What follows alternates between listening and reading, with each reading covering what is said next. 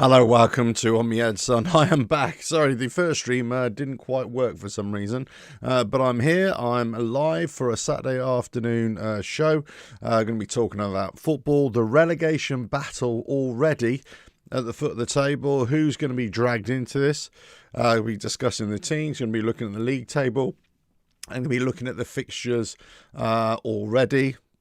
If you want to talk about other sports, I'm more than happy to talk about other sports. If you want to just talk about West Ham, let us know in the comments as well, or in the live chat, let us know. But I suppose one of the questions here, I'll put it up here as a question. Let me just do that. Which teams will be relegated? There we go. So I'll put that up there. That's the chat right at the top of the chat. Which teams will be relegated? Who do you think is most likely to go down on the current form? And right now in the bottom three, just show you the table right now. The bottom three, we've got obviously Wolves right at the bottom of the table. West Ham 19th. Forest 18th, they've dropped into the bottom three. Then you got Fulham, then you got Burnley, Leeds, Everton, and Brighton and Newcastle just all the way up to the table. So really, I think the cut-off point, from my point of view, looking at this, I think it's really at Leeds, possibly at a stretch Everton right now. Can't see Everton being dragged into it. Possibly Leeds, but you know it's touch and go. I think every other team is in a good position to be able to be dragged into the bottom three. Fulham seem to have dropped off a cliff in the last four games. They've lost their last four. So that's got to be a worry for them. Burnley have had an upturn. They've won their last two. Leeds won their last time out against West Ham, of course. Everton have lost their last two. But look at Forest. Forest and West Ham. Well, Forest have lost their last four. We've lost our last three, and Wolves have lost their last two. But Wolves have got two draws in the last six. We've got one draw in our last six. And Forest have got one draw in their last six. So pretty much on form, West Ham and Forest are exactly the same. In fact, form, these are definitely the worst three teams right now. Definitely the worst three teams in the league. I would wager, and I've said this already, that Wolverhampton Wanderers are a lot better than their table position would have us believe. I've seen quite a few of their games, and certainly highlights this season. And yeah, it's been difficult for them, but they seem to be, in terms of comparing them to West Ham, they seem to be a lot better. They seem to be a lot better going forward, creating chances, that kind of thing. So I'm not saying I'm confident for Wolves to survive this, but I would say I don't believe that they'll finish bottom of the table. At this stage, it doesn't appear they'll be bottom of the table. Now, who was it who coined the phrase that you can't judge any team until 10 games into the season, or you can't do anything until 10 games of the season? It could have been Sir Alex Ferguson. I think we're on game 10 now, aren't we? We're on match 10 of the English Premier League for the 25-26 season. And we're pretty much there, aren't we? We're pretty much there. There's really good indicators. Which teams are really struggling? Forest, they've got obviously Sean Dyche now in charge. Has he had two league games? He had the one game in Europe, which he won. I can't remember if he's had one league game or two league games, but essentially he's lost them. He won the European game, so his first game he won, but it's let's just say the last two games he's lost. So I'm sure possibly Forest fans are getting on his case as well already, and they're just wondering what the hell's going on as well with their team, especially after the fall from last season, right? You come from that great season that they had. It tailed off towards the end of the season. But, they started off okay. Didn't they get a win on the opening game of the season? And then obviously Nuno Gate occurred, and then he's basically come to us at West Ham. We can't buy a win either. Playing Newcastle United tomorrow afternoon. I will be there. giving my support and all that. Christian, hey, thank you for joining. You'll be there tomorrow with 100 black balloons. There we go. Get those black balloons flying. That's what I say. But so Forest are definitely in it. West Ham are obviously definitely in it. Wolves are definitely in it. But I think my impression is that Wolves are not a 20th position team. I think they could still be bottom three, but I don't see them at the bottom. Right now, I see West Ham at the bottom. I see West Ham as the bottom, but we'll see. We'll have to wait and see, of course. Let's just have a look at these fixtures for today, because I think this weekend is a crucial weekend, game 10, for a lot of the teams. And let's just share that for you so you can have a look at it as well. Brighton are home to Leeds. Should be a decent match. I think if Leeds get a result there, I think they would have done very, very well. I know Brighton have faltered a little bit. Let's have a look at Brighton. I think they lost their last time out, but they've won 2 of their last 4. They've lost 2 of their last 6. So all in all, not bad. And if you look at their their front line, it's actually not bad. They're getting goals, which is good. They got that famous victory a couple of weeks ago, didn't they, against Chelsea, I think it was. So they're doing all right. They're doing all right. Burnley at home to Arsenal. You've got to favour Arsenal as an away win, but Burnley have been picking up points recently. I say if they can keep that to a draw, they will do really well. I think I said in a video at the start of the week, Palace against Brentford. I think this is the game of the weekend. I honestly think this is the game of the weekend. Palace against Brentford. That's going to be. It's got all the hallmarks of being a cracker. So it'll be really interesting to see what happens there out of those two. But Fulham, this is a crunch game. Fulham against Wolves. Both teams, especially Fulham, not doing well. Obviously, Wolves not doing very well at all. This could be very interesting. And, if Wolves get an away win here, then that really pulls them out of it. And that kind of really makes it very interesting in the bottom 3. If Fulham get a win, that kind of gives them a little bit of space, a little bit of pressure, takes the pressure off them, their manager, their players, and everything like that. Forest, they're home to Manchester United, of course. Man United on that 3-game winning streak. Amorim picking up the manager of the month. What a turnaround he's done there after a year or so of being in charge and just being completely out of favour. I've been saying with a lot of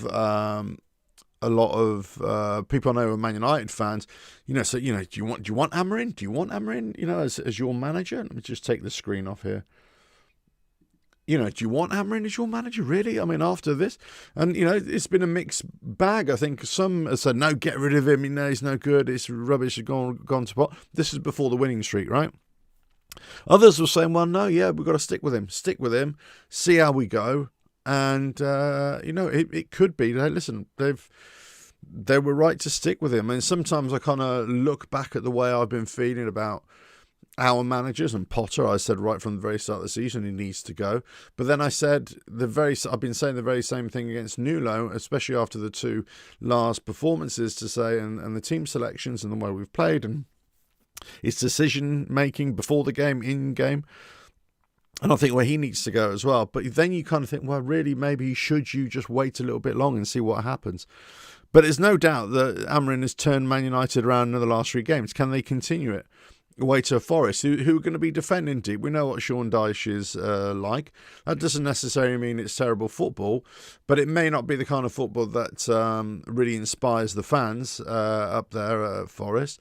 But it'd be interesting. If Forest lose, then they'll be cemented in the bottom 3 for a while yet. So they're going to have to do something about it. Obviously, Tottenham at home to Chelsea at 5:30 and Liverpool at home to Villa. Those 2 games, so it'd be interesting games, those 2 from the neutral point of view if you're interested in that. But I'm not really interested in those games for this video. It's really the bottom 5 or 6 teams. So I think, Fulham, Wolves, that's a big crunch game. Forest against Man United in terms of if you're a fan of a team in the bottom 3 or around the bottom 3, you're going to be looking seriously at that game. The Burnley one you're really going to be looking at, and the Leeds one you're really going to be looking at, see if they can win, lose or draw against Brighton. If Burnley can get anything out of the Arsenal game, you're hoping for a home win for them. Of course, they would be. And Arsenal, of course, if you're an Arsenal fan, you'll be hoping for an away win, right? But in terms of the bottom three, bottom 5 or 6, then Burnley need to win. They need to get points on the board. Certainly come away with a draw just to keep that pressure to pull away from the bottom 3 even further. And then obviously Crystal Palace and Brentford, I still say is game of the weekend, but Fulham, Wolverhampton Wanderers, actually that kind of looks like the game of the weekend in terms of the relegation battle as well. Team Shoot, hello. Thanks for joining. There might have been 9 games, but Nuno has only had 4. He started slow at Forest. And so I'm confident it would change our season. I hope so. I mean, of course, look, after everything that I've said, I only want good things for our manager. I only want good things for our team. Of course I do. You'd have to be insane not to want your manager and your players to be successful, right? But I'm pleased you're confident. I lack that confidence right now.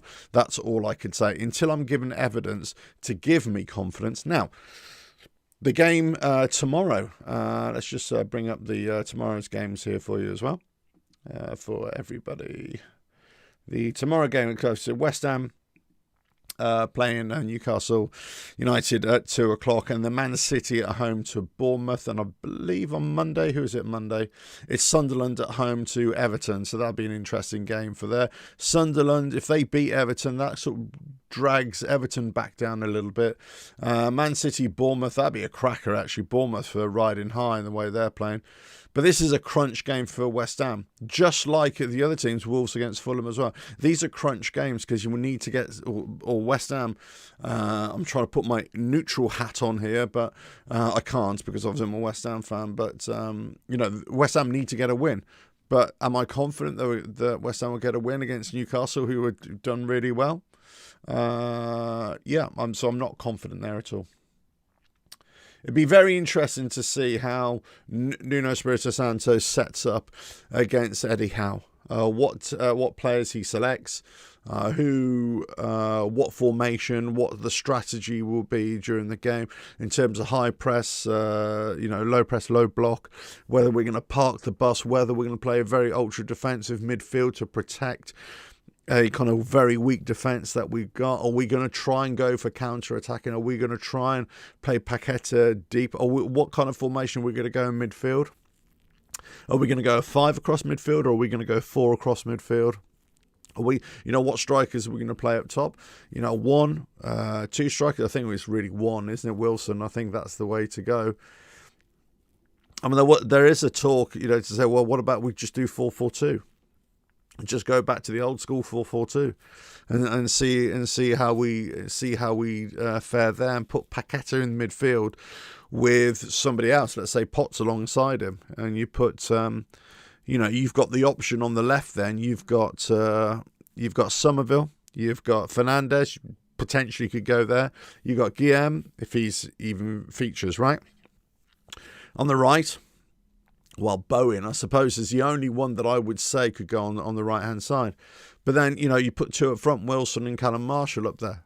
Potentially, I think it's very unlikely. It's very unlikely that. I think it's more likely that he puts a 5 across midfield. So like a 4 at the back, 5 in the midfield, and 1 up top with Wilson. But it's up for debate here. Malk, so hello, thanks for joining. I think once players step up and he works out the ones that he can trust, then we can start building. How we've ended up here is atrocious. Yeah, it is. It's totally atrocious. We can link this back to many years, multiple years of poor vision of the club to build squads under different managers. And this is what we've ended up with, right? But if you look at the other teams, they're kind of similar kind of situations, not in terms of what's happening behind the scenes, but Wolves have had trouble over the years in terms of behind the scenes.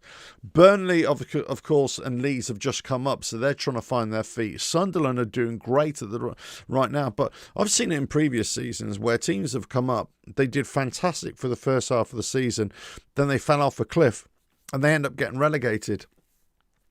Who's the one that springs to mind that I wouldn't say fantastically, but they were, for the first 10, 12 games, they were doing brilliantly, and it's very similar to a Sunderland. They were doing brilliantly. Who was it? Hull City under, what's his name? The manager, Brown.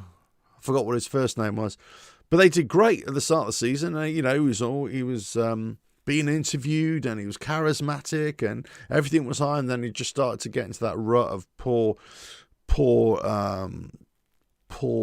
results, and in the end they got relegated. But so Sunderland there's no guarantee here that just because they started well they're going to continue playing well. But Fulham, I think if you're a Fulham fan, you're going to be looking over your shoulder and you're thinking, what's going on here, right? We need to pull this out of the bag a little bit. Wolves, I still say, I think they're better than their league position would have you believe. Forest, I think they're in real danger. Obviously, 3 managers in the space of couple of months is not good, really, is it? And a lot of this is their own making, of the chairman's or the owner's making, of course, Marinakis. He had Nuno. Obviously, Nuno engineered his way out of that club, came to us. It was West Ham. Got Ange Postecoglou in. Total disaster. It's almost like the Brian Clough era at Leeds, wasn't it? When he left Derby, then he went to Leeds, and there's the whole thing, that damn United, going up there. However many days he was up there. I think it was a very similar time period in terms of 30 odd days. It was a very similar time period, and it kind of it was a total disaster. I'm not comparing Ange Postecoglou to Brian Clough, by the way, just in case if anybody out there of my kind of age is thinking, what is this bloke talking about? I'm not. I'm just talking about going to a club, with a certain amount of expectation, certain amount of belief, then all of a sudden it just completely goes awry straight away. So, yeah, and then obviously they got Sean Dyche, who was, you had that first game and it was all cheers, all happy clappy after the first game in Europe. I can't remember who they beat. But then it's just gone from bad to worse again in the league. So he's got a lot of work to do there, Sean Dyche. And I have confidence in Sean Dyche to step up and make them a stronger defensive unit. I don't have that confidence in the likes of Nuno, whilst he is a similar kind of manager, to be able to do that with West Ham. 4 games in, we're still a very poor defensive team, and that's the problem. It's like you're a predator, and you can smell blood, right? That's it. You're any other team going to play a weaker team, a team that is struggling. It's like it's like you're an injured antelope on the savannah plains, and guess what? There's a lion there just licking its lips, going, dinner time, thank you very much. And that's what I see. Newcastle coming to the London Stadium this weekend, licking their lips. Fulham and Wolves, they're probably going to be equally matched in terms of 2 wounded animals there, 2 wounded clubs, trying to fight their way. But, it's Burnley seem to be fighting their way out of it. Leeds seem to be fighting their way out of it a little bit. But Forest are one of those other wounded teams. So right now, just, approaching the 10th game of the season already, Forest, West Ham and Wolves, they are... I think you've got to look at Wolves as a definitely top contender. I think you've got to look at West Ham as a top contender. And for me, it's a toss-up between... it's a toss-up between Forest and Fulham to come down. It could just be that the other teams might just have enough in there. Tom Linsky, hello. Thanks for joining. I can't see what can be done to get tune out these players. This is West Ham players, I assume you're talking about, yeah? They just don't seem interested no matter who is managing them. Yeah, that's one of my biggest criticisms. We're only in the Premier League through luck as it is, yeah. I would agree. I think there's a lot... There's a lot to be said for obviously how we or how I feel or how you might feel about the running of the club, the ownership of the club and the whole structure behind the scenes. Okay, because I always say, and I repeatedly say on this channel, is that that's kind of back of house, right? And then front of house is like the team and the manager and everything like that. So one kind of feeds into the other, but in terms of game to game, then it's the manager who picks the team and the coaches who do that and the players who ultimately go out on the pitch. So if the players are just not showing anything, then obviously there's a problem. Now you could possibly say the same for the other teams who are struggling as well, but this is where I make the comparison between West Ham of what I've seen for the last few seasons in terms of this downward trajectory. In fact, really, ever since we went to the London Stadium, it's never been pretty, really, apart from a couple of seasons, of course. It did quite well. But in terms of overall performances, they weren't always great. But, we've kind of had this downward trend, and you kind of look at other teams and you think, well, they're not that, but there doesn't appear to be that apathy in those teams. There doesn't seem to be that kind of reluctance to fight for the badge and fight for the club and fight for the fans. And I suppose this is where I take umbrage with Nuno Espirito Santo in terms of his rhetoric on press conferences and the interviews he might give to Sky Sports News. I was watching it just this morning, and he's talking about the same old thing. We've got to do better. We've got to fight. We've got to improve. We've got to compete and everything like that. We got to show the fans all the stuff that he's been saying, which is great in terms of, this is what fans want to hear. Yeah, we want to hear that kind of stuff. Of course we want to hear it. And if you're a Wolves fan, you probably want your manager to say the same thing. If you're a Forest fan, you want your manager to say the same thing. Fulham, same again. Burnley, Leeds, everybody wants their managers to say the same thing. But at some point, there's got to be some kind of delivery of that. Right? Now, I'm not comparing West Ham to Wolves in any way, shape or form, but all I'm saying is I'm sure there's a lot of anger there. I'm sure there's a lot of dissatisfaction amongst the Wolves fan base, right? But of what I've seen as an objective observer, I can't really be objective because we're kind of in the same mix, right? But in terms of from an outsider looking at your club, looking at just not your club, okay, I should strike that. Not your club because I don't know anything about your club, right? And I never would say anything about another club because I don't really know. I'm just talking about what it appears to me as they've performed. Regardless of quality, regardless of, losses and so on and so forth. I just look at Wolves that's saying your players deliver much more of a performance, much more of a fight, and they try to get forward and they try to score goals. And do you know what I mean? There's much more evidence on display.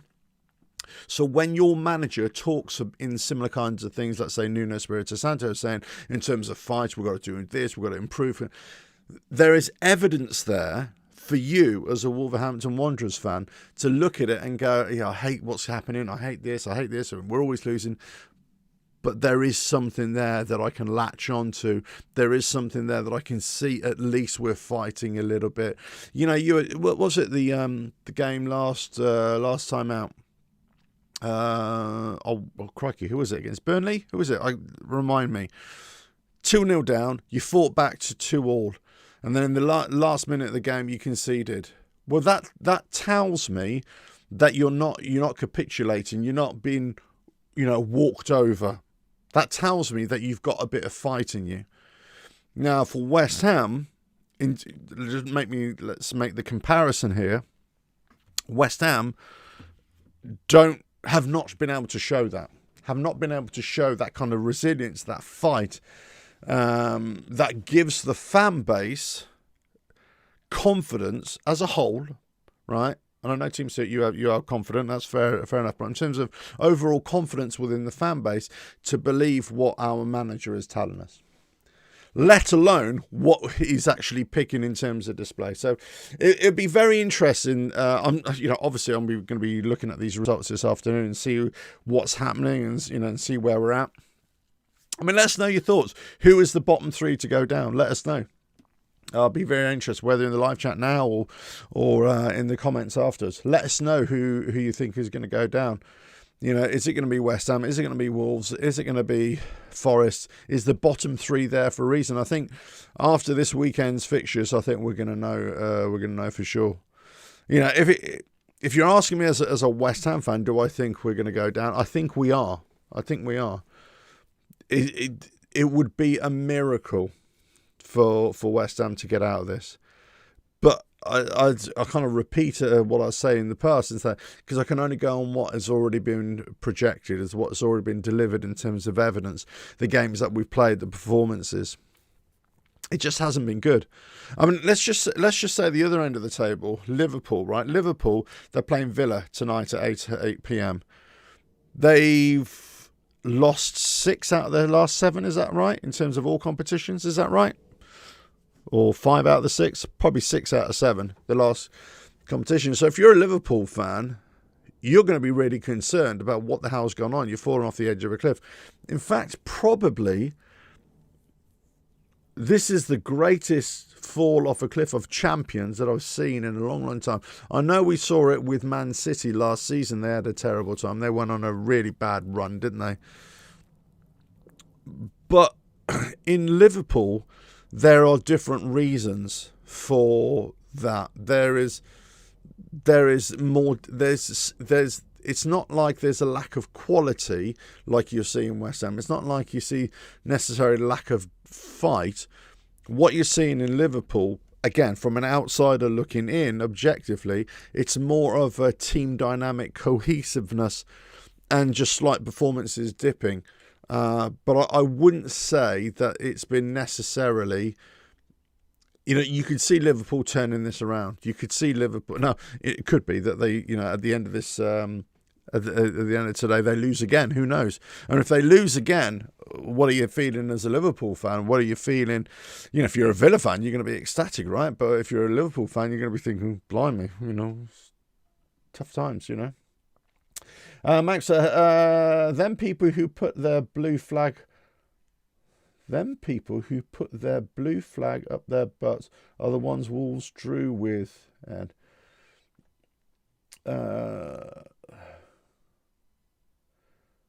drew with blue flag up their butts are the ones that Wolves drew with. Who did Wolves draw with? Can't remember. I can't remember the fixtures now. Sorry, you've lost me there. I can't even remember who Wolves have been playing. But look, I remember the start of the season. As I said, I've said this before. Start of the season, Wolves played. They lost 4-0 to Man City, didn't they? And everyone was fearful. Oh, here we go, Man City again on the charge. But Wolves had their opportunities. They definitely had their opportunities. They lost in midweek 4-3 to Chelsea in the League Cup. Wolves beat us in the League Cup. They're scoring goals, or they're creating definitely opportunities to score goals. So I'm fearful for. If you're a Wolves fan, I think you're going to be fearful that you're going to go down because a rot sort of sets in.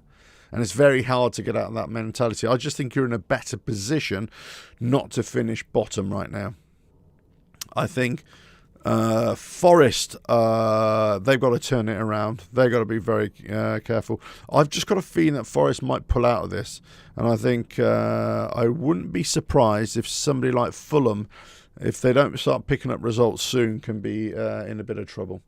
But West Ham, I think, are in serious trouble. That's it, because I just haven't got anything to go on that gives me faith. Look, on paper, you're absolutely right, team. So, you should have confidence in terms of, on paper, Nuno should be able to get this group of players to just up their performance a little bit to start competing and to be organised and so on and so forth, right? But there's lots of other factors why this could be failing. He hasn't got his own backroom staff in. There's obviously totally underperforming players. The quality of players are just not there. So can we totally blame Nuno? Well, yes and no, right? Because it's a double-edged sword in many ways. There are two reasons for it. The quality of the players, and they're not self-motivating, but also, is he the kind of is he the kind of manager that's going to be able to stick a rod up their arse and go for it? Tom Limsky. Wolves got 3 past Chelsea. Can't remember when we put yeah, exactly. Wolves put 3 past Chelsea. Put 3 past Chelsea. That's the issue. They did. They're scoring goals. Under Nuno, we've scored twice. Yeah, once against Everton, once against Leeds, right? 2 goals in 4 games. And we've conceded, 1, 3, 5, 7? Is that right? Yeah. 7. So conceded 7, scored 2. It's not a good ratio, right? Even of 4 games, it's not a good ratio. Now, granted, we haven't been spanked 5 or 6-0 in each game. Okay, so, hey, there's a positive, right? But it does appear that the bottom 3 are there for a reason, right? And no more so than West Ham. No more so. Christian, hello. I really hope Potts plays in midfield tomorrow. I do as well. If I was going to just go off on a tangent here in terms of what my starting lineup would be, I don't know about the defence because we're so poor in defence. And I've talked about, who potentially we could take Kilman and Todibo out, drop them. Who else could we put in? Because we're so thin on the ground, right? But in midfield, I would look at a 5-man midfield with Wilson up top. I would definitely look at Paqueta right in the middle. Just behind him, either side, I'd have Fernandes and Potts. And then not Fernandes and Potts. I'd have Magassa and Potts. Just to double up the defensive makeup, really, behind Paqueta and give him the opportunity to shine in there a little bit. And then, some of it on the left, Bowen on the right. I think that's still a good shout. But, we've got to look at Juve. Got to look as an able substitute. Got to look at somebody like Guillem. The interesting thing, I still haven't had it confirmed really whether Guillem has got a bit of an attitude problem. That's why he hasn't really featured so well. And again, another player that we just really didn't need, did we? We just really didn't need. If that is the case, right?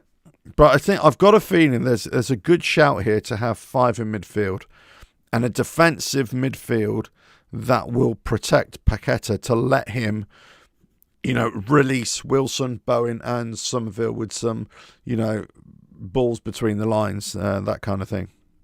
We've got to do something. We've got to do something when we are in possession and we've got to put the opposition under pressure.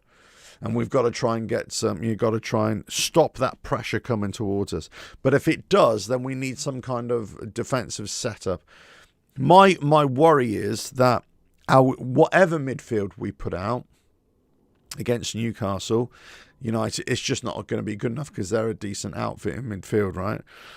I've got a feeling, my worry is that up top, whichever you want to consider in terms of our strikers, attacking players, not strikers, Wilson, Somerville, Bowen, whatever, they're not good enough, or they're not going to have the ability or the opportunity to trouble Newcastle's defence and their keeper, right?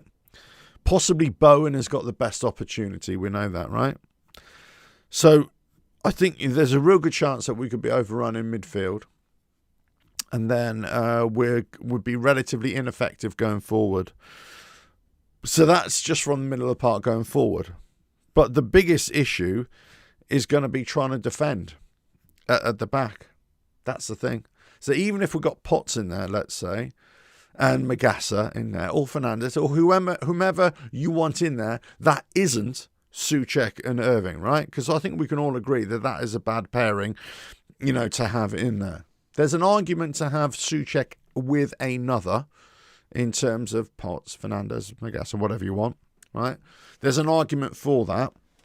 There's an argument to stick Souček in defence, or is it that defensive midfielder, because you've got height there to protect the back. He must have worked with some kind of defensive setup this week in terms of training.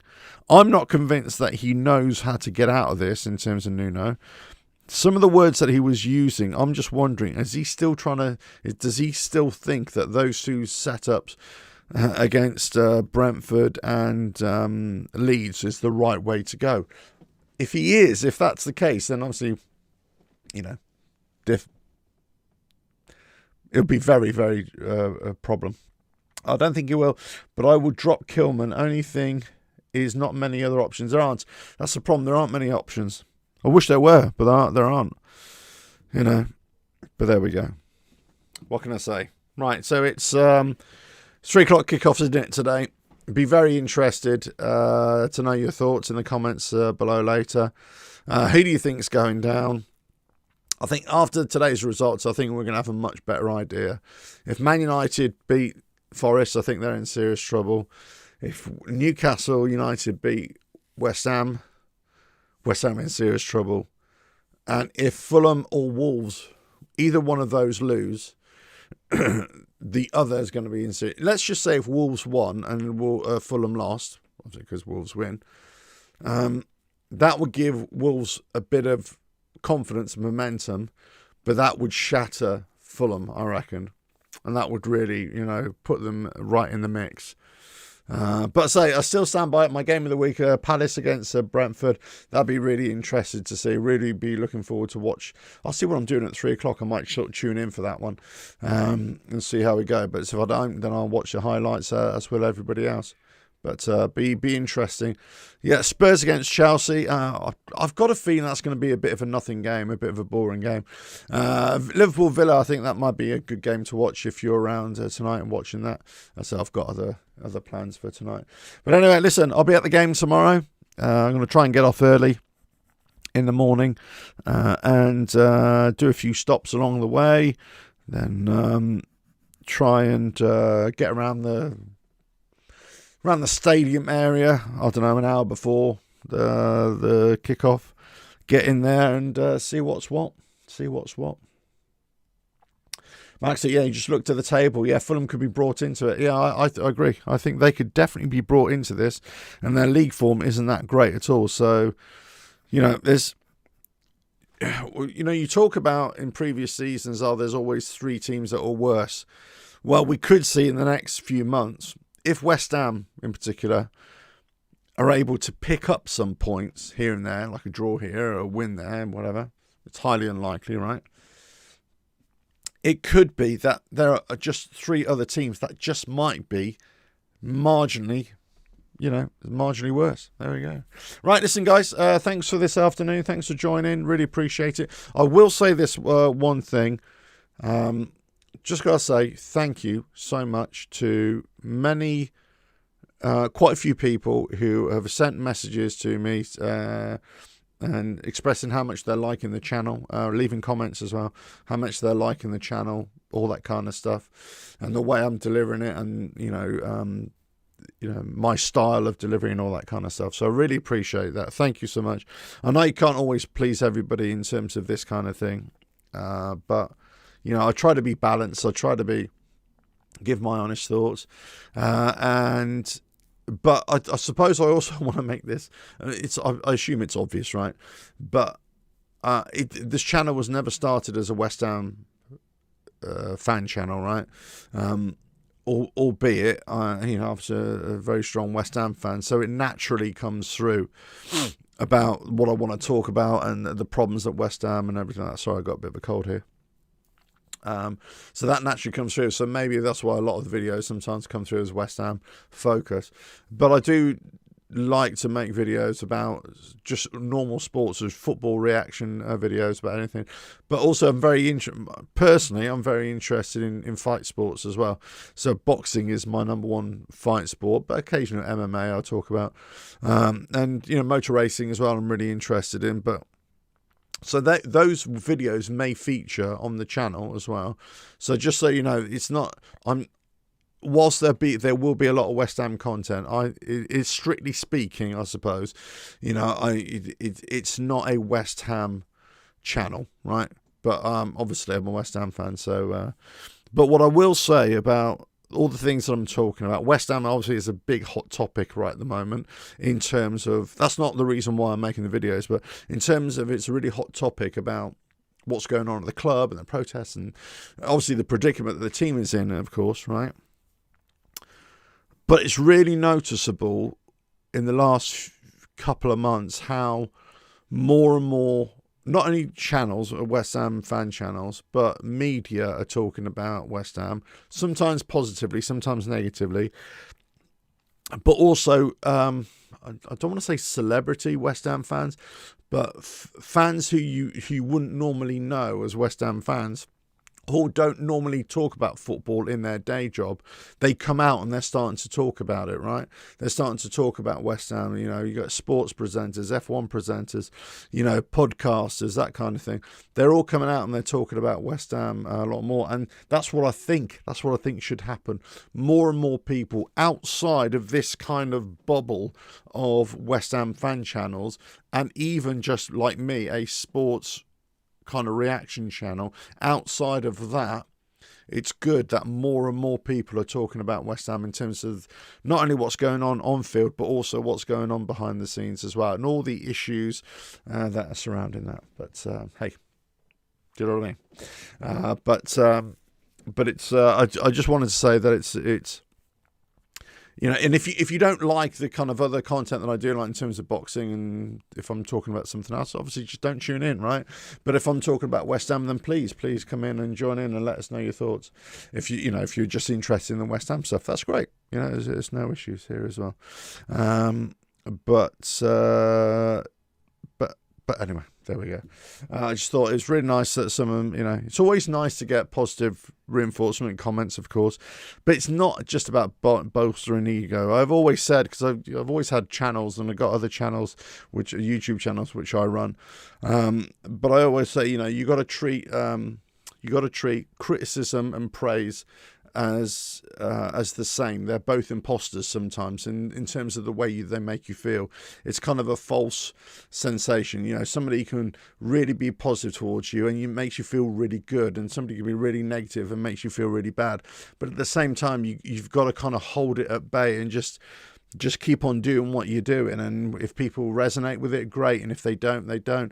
And somebody asked me a couple of weeks ago in the pub, and before the game, they said, do I get a lot of flack? And I said, well, in all fairness, I don't really that much. Not on here and not on my other channels. One, I don't really sort of stand for it. But also, it's water off a duck's back. I just let it. I don't give any negativity any kind of airtime, if you know what I mean. I just let people do what they want to do. I don't delete comments or anything like that. If you're going to be an arsehole, for example, writing something, then I'm sure other people will. It'll be there for everybody else to see. I don't need to say anything, right? But the great thing about football, the great thing about sports, it's all about opinion, right? At the end of the day, I can be as left or right of whatever I want. I choose to be down the middle in terms of having balanced opinions. And I try not to be offensive or any way, but and I'm always respectful of other people's opinions and things like that, and that's what I always try to do. But it's... and hopefully that's what people are liking, and people resonate with that. But as I say, it certainly has been a West Ham fan, and if you're a Wolves fan, if you're a Forest fan, and if you're a Fulham fan, whatever, you're probably feeling exactly the same way right now. It's tough being a West Ham fan. It's definitely tough. But on top of just our team performances and our managers' performances, we've got the whole thing going on behind the scenes, which is really tough. But there are some positives that seem to be coming out of it in terms of the wider people online talking about it and kind of generating interest in it. So it's there we go. Anyway, listen, guys, thanks for joining. Thanks for everybody in the chat. Maxa, Christian, 2009. Oh, great post as always. I could listen to you all day. Keep it up. Thank you very much. I could be here all day, but I need a lot more water just to keep it going. But listen. tune into the games, see what you think. Let us know in the comments later. I'll be at the game tomorrow. As I always say, you know, I don't bite, of course. I always like friendly people. So if you're a friendly person, please come up. If you're not a friendly person, please stay away. I'll have to call my mum and protect me otherwise. But no, by all means, come and say hello, and we can all have a moan together. We could all have a few kumbayas about West Ham, and just, you know, have a cry into our pint glasses over what could happen. Protests are on tomorrow, of course. The sitting thing. So yeah, be doing that, and away we go. All I could say is up the hammers, and I'll catch you on the next video, live show, whenever that is. Catch you again. Thanks. Bye.